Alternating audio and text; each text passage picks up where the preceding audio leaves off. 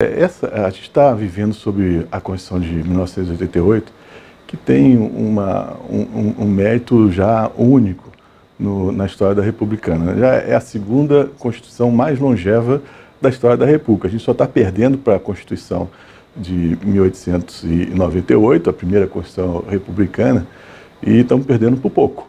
A de 1898 durou 36 anos. A nossa está completando 30. Então, eu tenho esperança de que ela ultrapasse aí em idade a mais longa Constituição que nós tivemos no período republicano. É uma Constituição que durou isso o tempo todo e eu acredito que tem muito potencial ainda para reger a vida brasileira, porque ela soube captar o espírito do momento. A Constituição de 1988, ela surgiu quando havia uma grande vontade de liberdade.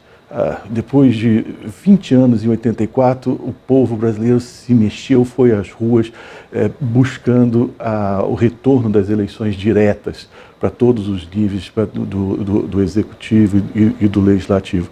Houve uma frustração com a chamada emenda Dante de Oliveira, que era a emenda que propunha as eleições diretas para presidente da República.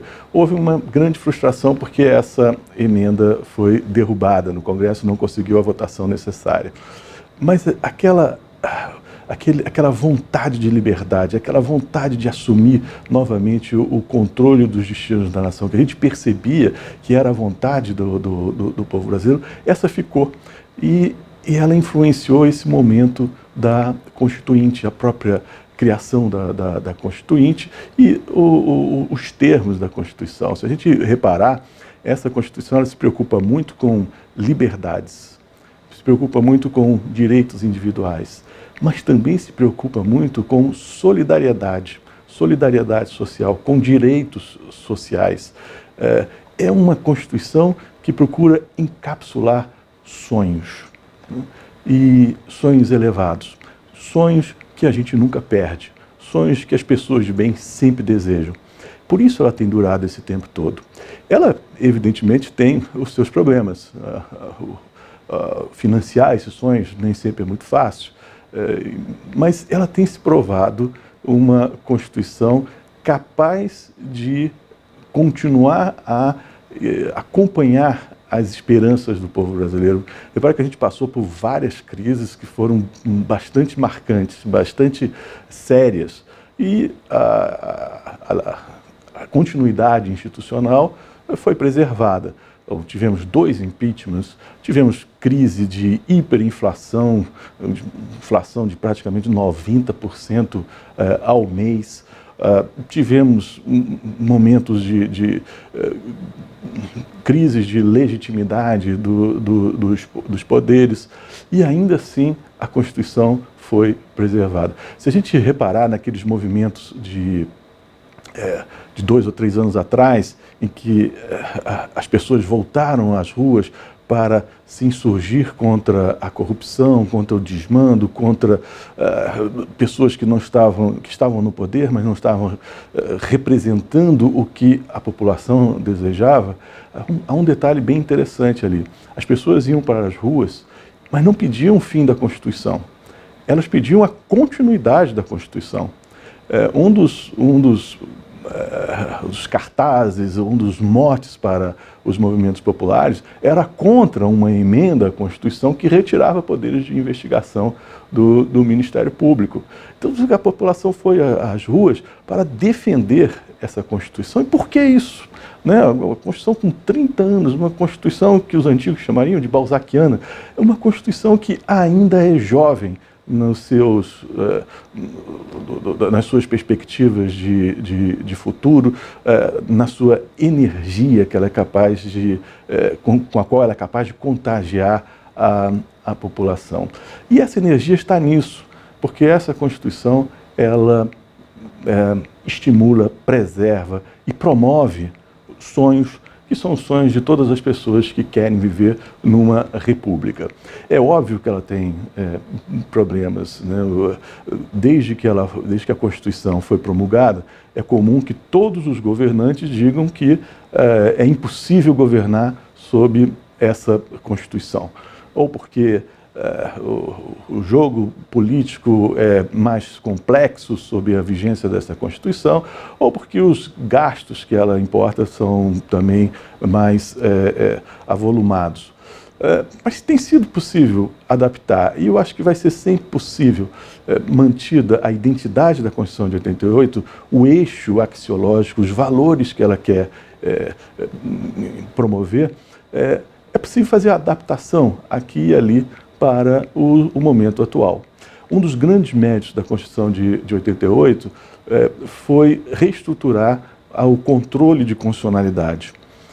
Esse controle de constitucionalidade permite que a Constituição permaneça atual, que os valores constitucionais que foram inseridos no texto, eles mantenham ao longo do tempo uma identidade com as aspirações do povo, que afinal de contas é o titular do poder constituinte originário.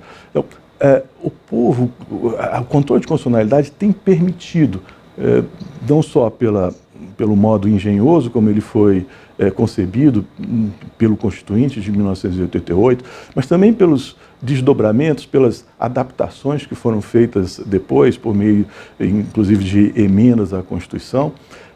Esse controle de constitucionalidade tem permitido que a Constituição permaneça atual. E nesse ponto vale a referência ao ministro Gilmar Mendes, que é o grande nome no erguimento desse controle de constitucionalidade como nós conhecemos hoje, não só pela sua participação na doutrina, como também como inspirador de projetos, de propostas de emendas, de projetos de lei que completam o controle de constitucionalidade, mas também pela sua atuação no Supremo, né, conferindo ao controle de constitucionalidade a sua máxima potencialidade.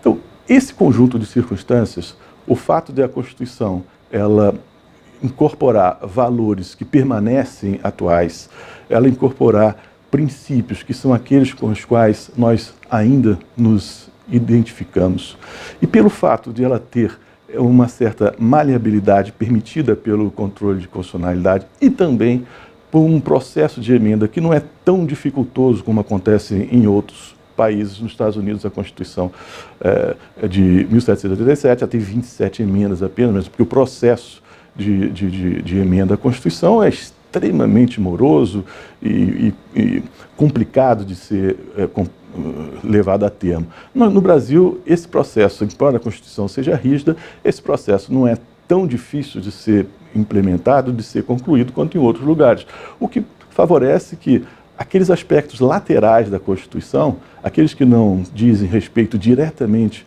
com o eixo de conteúdo da Constituição, possam ser alterados, de modo que a Constituição ela vai ter mais emendas, não é um mal em si que ela já tenha mais de 100 emendas, é bom que ela possa ser emendada nesses aspectos que não são cruciais, para que os aspectos que são cruciais, eles permaneçam, para que eles não sejam abolidos.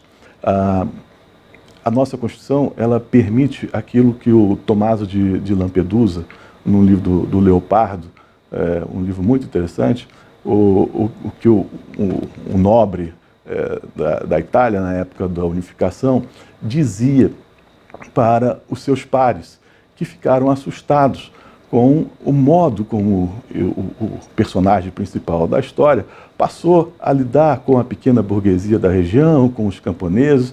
Ele não estava mais na posição de arrogância, de superioridade que era habitual dos nobres com relação ao resto da população. E perguntavam, mas que é isso? Se você já está se misturando com o povo? E o livro tem essa frase que é lapidar. É preciso mudar para que as coisas continuem como estão.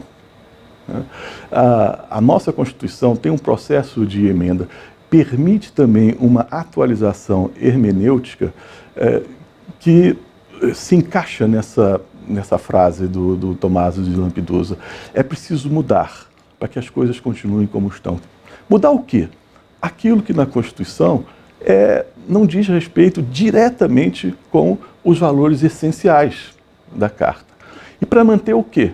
As coisas, que coisas continuarem as mesmas? Justamente essas, né? Esses princípios que inspiraram a escrita da Constituição, esses valores com os quais a população se identifica e que confere a vida já de 30 anos da Constituição de 1988. É isso, eu acho que nós, nos 30 anos de Constituição, nós temos muito mais a comemorar do que a lamentar. E eu só espero poder estar aqui para comemorar também os 40 anos da nossa Constituição.